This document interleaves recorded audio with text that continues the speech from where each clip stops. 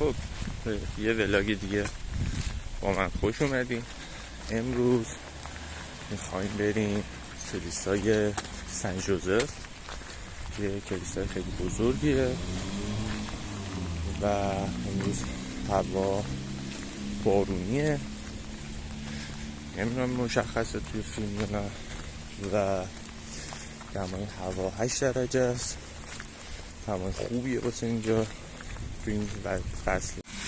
اینجا خیابونه نسبتا شلوغیه ولی الان خیلی خلوته و یکم عجیبه.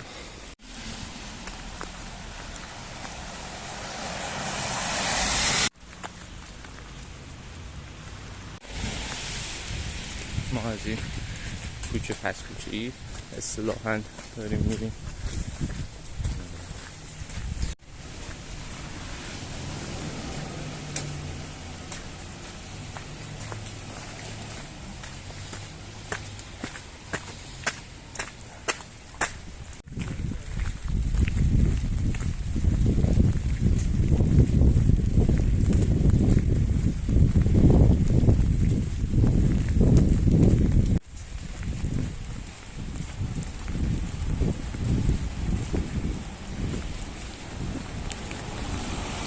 خب داشتم فیلم میگرفتم، حواسم نبود خیابونه رو رد کردم دیگه، اومدم تو خیابون اصلی.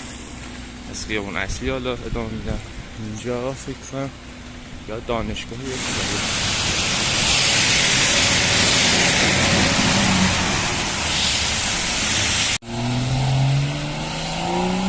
اومدم از این تابلو فیلم بگیرم که ماشین زیبا از کنار اون رد شد. خب داریم میرسیم به اون راهی که باید ازش بریم. ما بعد اون جاده ها رو بریم بالا.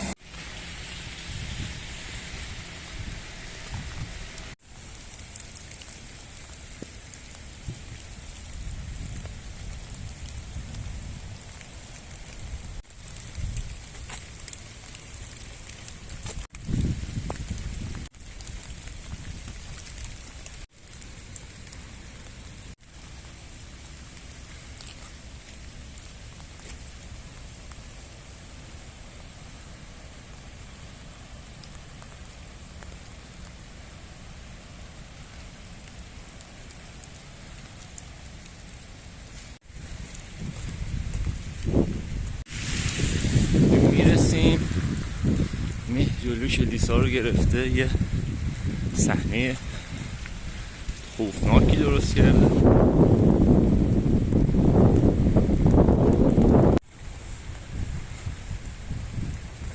تو فیلم خیلی کوچیکه ولی تو واقعیت خیلی بزرگتره و خب امروز فکر میکنم نسبتا خلوت‌تره.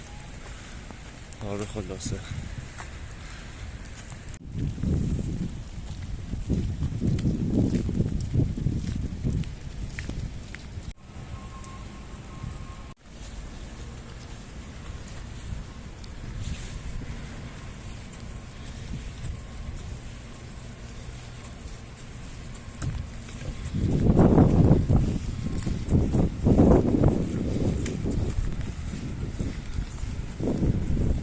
عجیبه که امروز هیچ کس نیست.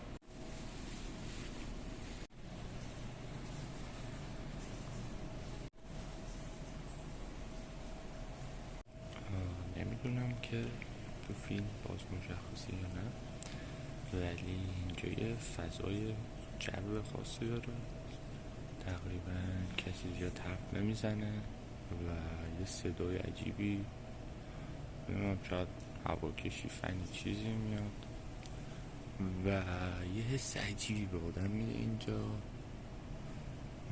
نمیدونم چجوری حس باید توصیفش کنم، ولی خب باز هم اگه مشخص نیست، اینجا خیلی ارتفاعش زیاده، شاید مثلا 20 متر باشه این چیزی که اون بالا سر داریم میبینیم و خیلی بزرگه و یه حس عجیبی به آدم میده، نمیدونم چجوری باید توصیفش کنم و یه جورایی هر دفعه که وارد اینجا میشم این حس رو دارم که یه چیزی در مورد اینجا عجیبه. نمیدونم.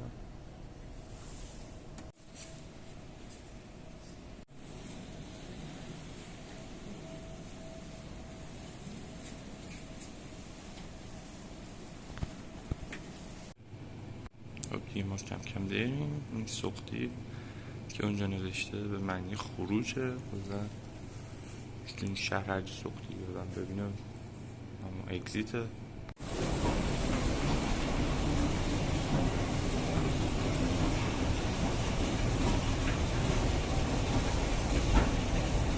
جا هم کافه و رستوران و چیزا میفروشن، چون نمیدونم وارد چیم، چون نمیدونم چیز بخریم وارد هم نمیشیم. خب یه چیزی که من قبلا اینجا دیده بودم ولی الان فکر کنم درش قفله و قفله، چیزی که الان درش قفله یه راهیه که حالت باغ داره و یه مجسمه توشه که یه داستان مذهبی رو توش تعریف میکنه. حالا من زیاد اطلاع ندارم داستانش در مورد چیه.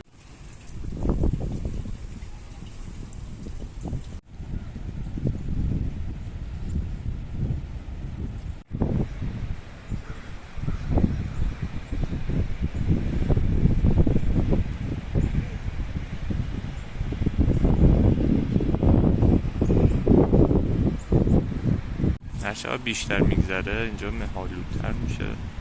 با این ویو ازتون خداحافظی میکنم. امیدوارم که این ویدیو رو هم دوست داشته بوده باشید.